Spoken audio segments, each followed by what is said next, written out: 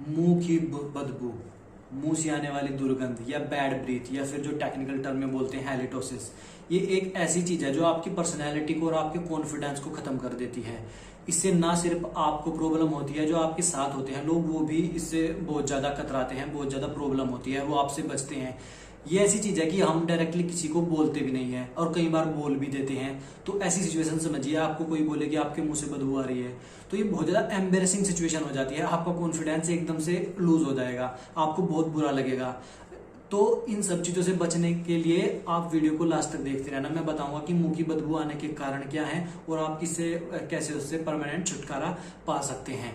तो इसमें जो सबसे पहले प्रॉब्लम आती है वो होती है कि ऐसी बहुत सारी बीमारी होती हैं, चाहे वो मसूड़ों से रिलेटेड हो, पायरिया हो या डाइजेशन खराब हो या और भी दूसरी बीमारी होती है जिनके कारण आपकी बैड ब्रीथ या मुंह से बदबू आती है। तो आपको क्या करना है, सबसे पहले तो इन अगर आपको ऐसी बीमारी है तो उसे डायग्नोस करना है, उसका प्रॉपर आप ट्रीटमेंट ले सकते हैं, डॉक्टर के पास जा सकते हैं। अब आते हैं आगे, अगर आपको ऐसी प्रॉब्लम नहीं है तो उसके लिए क्या करना है। उसके अलावा भी ऐसी जो प्रॉब्लम अगर आपको नहीं है, उसके अलावा भी कुछ छोटी छोटी गलतियां होती है जिन्हें हम करते हैं जिससे हमारे मुंह से बदबू आती है। इसमें क्या होता है कि जिसके मुंह से बदबू आती है ज्यादातर उसे पता ही नहीं चलता कि उसे बदबू आ रही है, जबकि दूसरे लोगों को उससे बहुत ज्यादा परेशानी होती है, लेकिन दूसरे लोग उसने बोल नहीं पाते।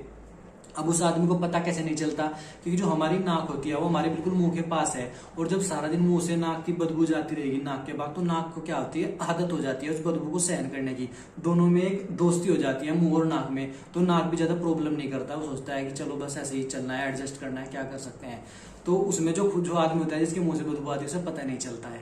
तो ठीक है, तो इसमें क्या क्या कारण है। पहला तो कारण आप जानते हैं कि ओरल हाइजीन नहीं मेंटेन करना। कुछ लोग होते हैं ऐसे जो ब्रश तो कर लेते हैं लेकिन वो अपनी टंग को क्लीन नहीं करते, टंग के कारण भी बहुत ज्यादा बदबू आती है अपने आपके मुंह से।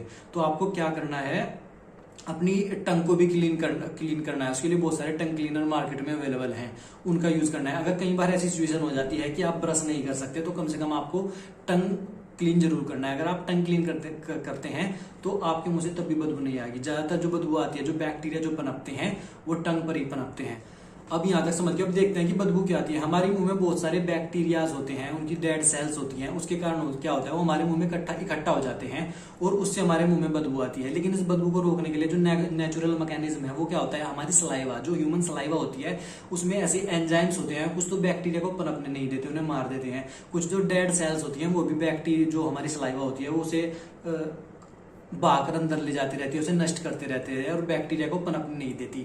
इसलिए जब तक हमारे मुंह में सलाइवा रहती है तब तक हमें कोई प्रॉब्लम नहीं होती है, मुंह से बदबू नहीं आती। लेकिन जब हम बहुत देर तक बिना बात किए हुए बैठे रहते हैं मुंह बंद करके, या फिर हम सफर करते हैं, हमारे मुंह में हवा घुस रही है, तो इन कारण से भी क्या होता है, हमारे मुंह में बैक्टीरिया पनपने लगते हैं और बदबू आने लगती है। जैसे हम रात को सो जाते हैं तो मुंह में सलाइवा नहीं बनता है, तो उसके कारण क्या होता है, सुबह मुंह से बदबू आती है। तो सलाइवा का बहुत ज्यादा रोल है। अब इसमें क्या होता है कि कुछ लोगों को कम पानी पीने की आदत होती है, जो डिहाइड्रेटेड रहते हैं, उनके होठ भी सूखे रहते हैं, उनके जो माउथ है वो भी से ड्राई रहता है, तो उसमें भी बैड ब्रीथ के बहुत ज्यादा चांसेस बढ़ जाते हैं, क्योंकि सलाइवा प्रॉपर नहीं बन पाता और जो बैड ब्रीथ है वो बढ़ जाती है।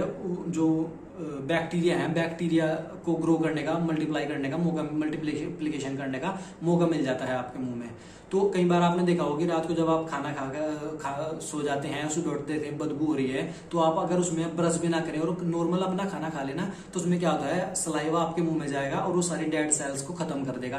तो उससे भी खुद ब खुद भी आपकी बदबू मुंह की चली जाती है। यार आप कई बार देखेंगे कि आपका मुंह सूख रहा है, आप काफी देर तक बोले नहीं है, सफर में है आप, तो आपके मुंह से जो बदबू आएगी उसके बाद आप मुंह में अगर सलाइवा आता है आपके मुंह में, तो खुद ब खुद बदबू चली जाती है। तो इतना रोल रहता है सलाइवा का, तो आपको इन चीजों पर ध्यान रखना है। इसके अलावा कुछ हमारी खान पान संबंधी आदतें भी होती हैं, जैसे कि हम खाने में ज्यादा लहसुन का इस्तेमाल करते हैं, मसालों का इस्तेमाल करते हैं, या फिर खाने में प्याज का इस्तेमाल करते हैं, तो भी उससे भी खाना खाने के बाद हमारे मुंह से बदबू आती है।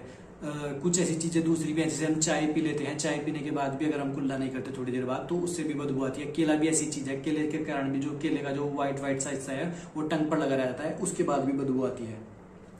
अब तक तो हमने समझ लिया कि इसके कारण क्या क्या है। अब जानते हैं ना ठीक कैसे करना है।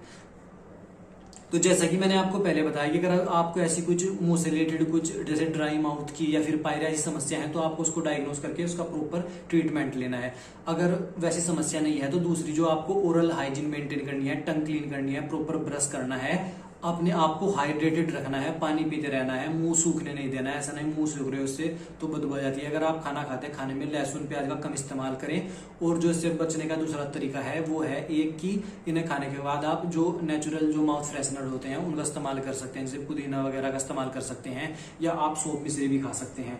इसके अलावा जब आप खाना खाते हैं तो आपको अगर खाना खाने के बाद खाना के साथ प्याज खाने का शौक है तो आप एक काम करें, एक छोटा सा हैक करें, मैं करता हूं उसे हमेशा। जो लास्ट वाली जो रोटी है उसे प्याज के साथ ना खाएं। जैसे आपने 5 रोटी खानी है तो शुरू की 4 रोटी प्याज के साथ खा ले, बाद वाली 5 वाली रोटी 5 रोटी प्याज के साथ ना खाएं। इससे क्या होगा कि बाद में जब आप रोटी खाएंगे वो सलाइवा बनेगा, तो जितनी भी डेड सेल्स है, जो दुर्गंध है, वो खुद ब खुद अपने आप दूर हो जाएगी। ये बिल्कुल परफेक्ट काम करता है।